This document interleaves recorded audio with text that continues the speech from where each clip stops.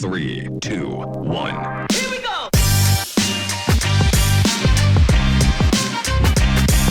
Everybody, and welcome to yet another College Esports update. I am your host, Norris Howard, joined alongside my motley crew of correspondents in the world of college esports. We got a lot of news to catch up with you today, but first and foremost, we're going to start off in Rocket League. We're going to bring on Dominic Shotson to let us know what happened in the world of Rocket League. So we had a big upset. LSU went up against UT Dallas, and when it rains, it pours, right? So let us know what went wrong with the Tigers this week. Yeah, LSU upset by UT Dallas as well as 3 other teams this week. Undefeated for 4 weeks, dropped 4 games in 1 week. Don't know really what happened in those other games, but UT Dallas was the only game that was on stream for LSU. And their over-aggressiveness, LSU's over-aggressiveness, really came back to bite them. UT Dallas was able to counterattack over and over and get some open net goals on LSU. And just they pushed it to a game 5 overtime, 7.5 minutes of overtime. UT Dallas finally closes out LSU. It was a really incredible game, but it's to be disappointing for LSU to go undefeated for 4 weeks and then drop 4 games in 1 week. Very surprising, honestly. Yeah, and, it's one of those things where, I watched that match.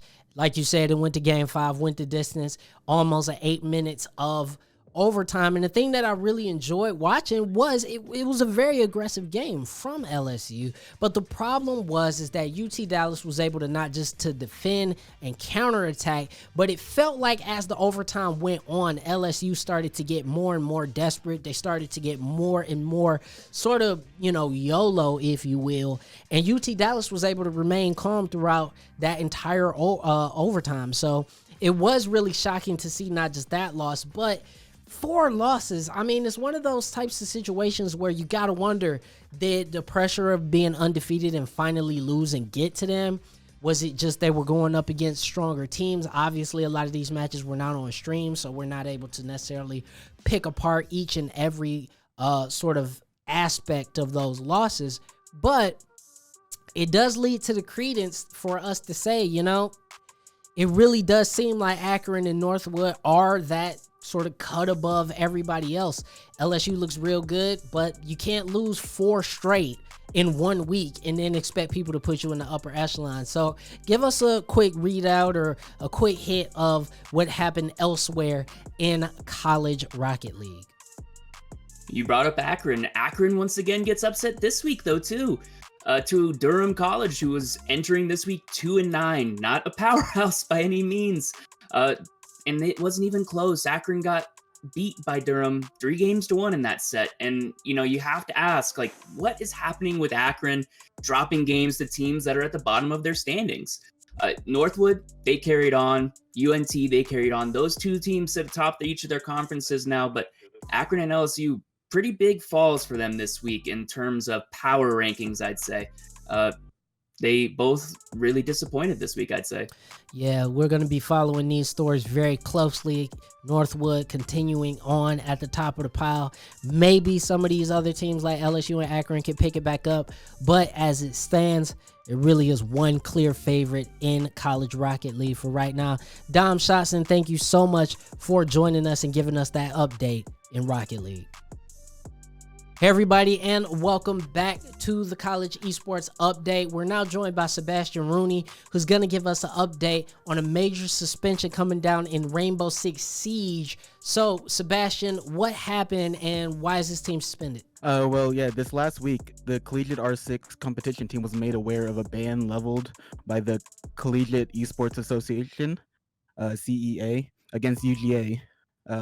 The ruling was made as a result of an alleged account sharing by the UGA players. And after reviewing available evidence and information, the Collegiate R6 competition team has made the decision to uphold that ban for UGA Red.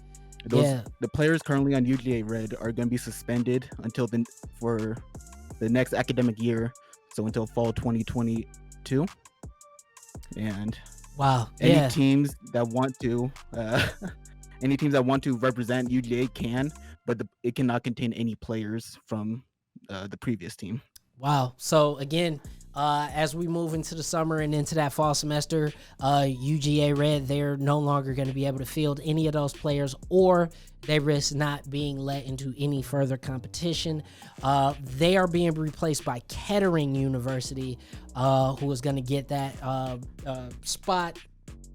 They also lost their Premier League spot as well. And so, again, this is just dumb. This is one of those things where it's like, this is just stupid. Just don't do it.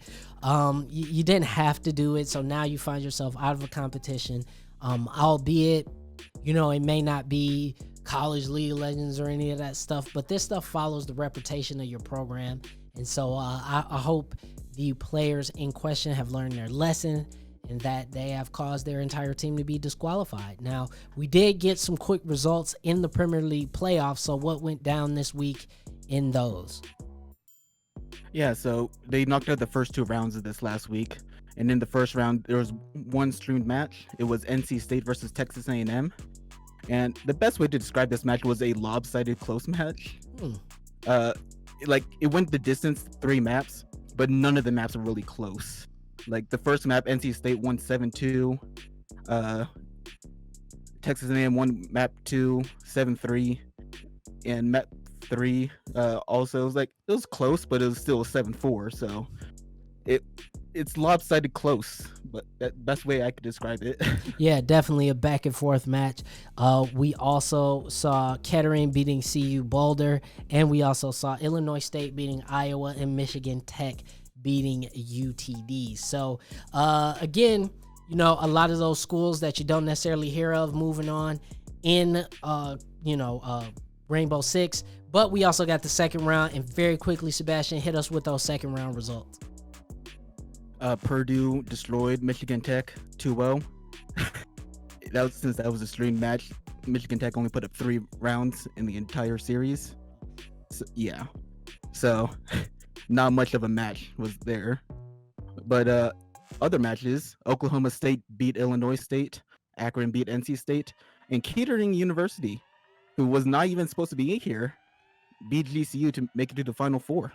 And listen, how crazy would that be if you got a team that got in because somebody else was a bonehead and got suspended and ends up winning the whole thing? I mean, again, it's just these really silly things that is giving somebody else an opportunity. And you know what? Kettering is making the most of it. But we want to thank you, Sebastian, for coming in and sharing that news with us about Rainbow Six. And we look forward to hearing about the rest of the playoffs next week from you. Hey everybody, and welcome back to the College Esports Update. We're being joined by Coach Adam Antor, our league ace in the hole. But I got to ask you very quickly, Coach, you heard what happened with that Rainbow Six suspension. As a coach, when you hear about something like that, you work hard all season long. How would you feel if you had one of your players get a decision handed down to your team like that? I mean, that's got to be devastating.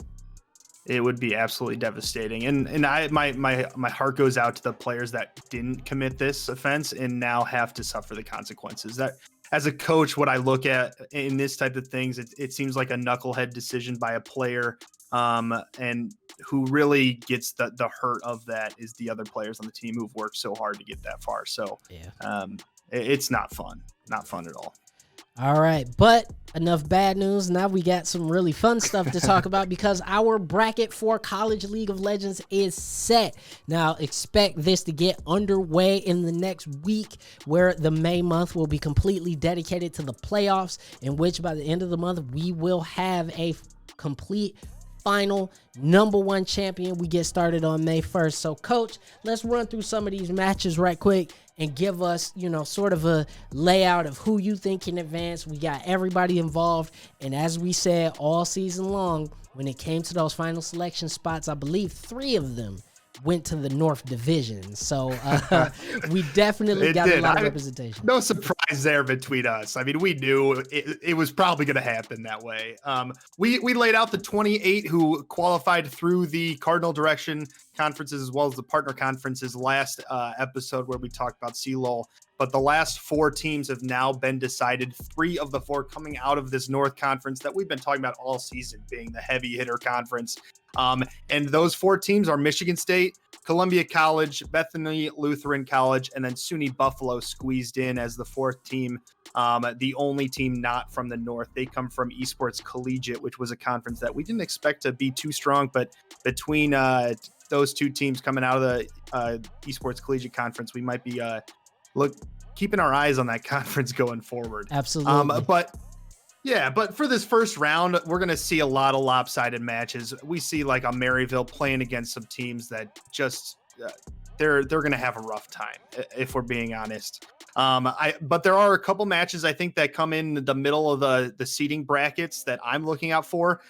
Those 2 matches that I'm really looking to watch is Boise State versus Toronto. I think that's going to be a great match. The other one is George Mason University versus Northeastern. I think a lot of people are going to say Northeastern's stronger, but George Mason has looked really good coming out of the South Conference. We just haven't seen them very much going up against teams outside of that conference. So this is going to be their first real test on a national stage, and I'm really excited to see what they can do. You know, it's crazy because you actually took the words right out of my mouth when it came to Toronto versus Boise, because that was the match that I was actually looking at to say, you know what, I'm not sure if I can particularly call that one right out of the gate, right? Most of the first round matches as they go in any sort of collegiate bracket in the final, they kind of go to form. Every now and then you get a low seed upsetting a high seed. That usually becomes the story of the tournament. But the vast majority of them go the way they're quote unquote supposed to go.